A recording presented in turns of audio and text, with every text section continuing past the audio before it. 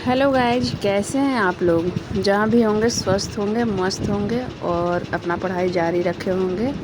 मैं भी अभी पढ़ाई जारी रख रही हूँ।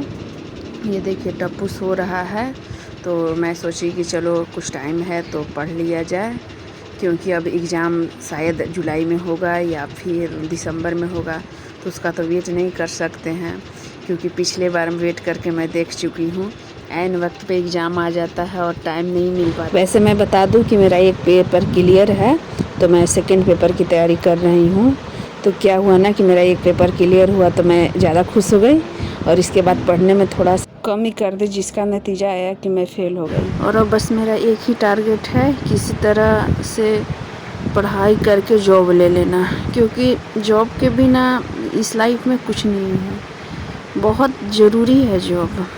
अब पता चल रहा है कि बहुत ज़रूरी जॉब है, क्योंकि मैं पढ़ने में अच्छी थी, बस पढ़ाई छोड़ देने के कारण से बहुत कुछ भूल गई, और जो याद भी था वो भी नहीं बन पाता है। तो अभी मैथ बना रही थी, और इस समय टप्पू सो जाता है। और आप लोग सोच रहे होंगे कि पलक कहाँ है, तो पर मैं बता दूं कि पलक गई है दादी के पास। उसका एग्ज़ाम जस्ट ख़त्म हुआ, तो वो बोली कि मैं दादी के पास जाऊंगी। तो मैं भी सोची कि चलो कुछ टाइम भी मिल जाएगा पढ़ने के लिए, और उसको भी टाइम मिल जाएगा दादी के पास खेलने कूदने के लिए। तो वो चली गई है दादी के पास। पढ़ने के लिए बिल्कुल भी टाइम नहीं मिलता है, लेकिन हाँ, उसी में से टाइम कुछ निकालना पड़ता है पढ़ने के लिए। और मुझे तो दिन में ही केवल टाइम मिलता है, क्योंकि पलक चली जाती है स्कूल और टप्पू इस टाइम पे सो जाता है। तो मैं कुछ पढ़ लेती हूँ, और रात में भी कभी कभी पढ़ लेती हूँ। और ऐसा नहीं है कि रात में बिल्कुल टाइम नहीं मिलता, लेकिन हाँ, कभी कभार क्या होता है कि रात में पढ़ने के लिए सोची, और इन लोग दोनों के सुलाने के चक्कर में खुद ही नींद आ जाता है।